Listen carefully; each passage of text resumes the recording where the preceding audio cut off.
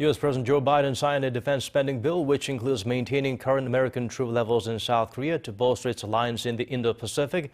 In tune with such efforts, the defense chiefs of Seoul, Washington, and Tokyo could meet next month. Yoon Jung-min tells us more.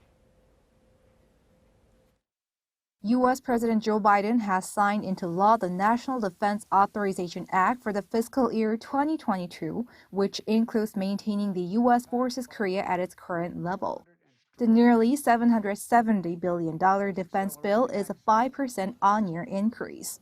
The legislation underscores the importance of bolstering Washington's alliances in the Indo-Pacific region, including South Korea, to counter China's rising influence.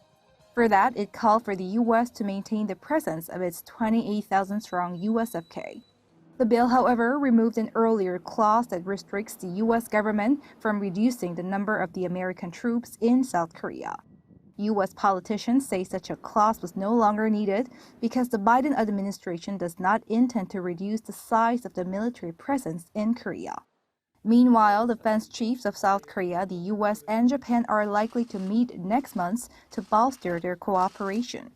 Seoul's defense ministry says it is currently in consultation with related countries, presumably meeting Washington and Tokyo over the meeting.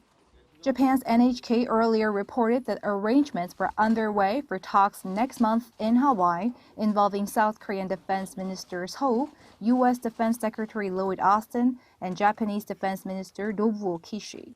They are likely to discuss North Korea's nuclear issues and ballistic missile test launches. The agenda could also include China's military movements in the region. Reports say they are yet to decide whether to hold the talks in person due to the Omicron variant. Yoon Jung-min, Arirang News.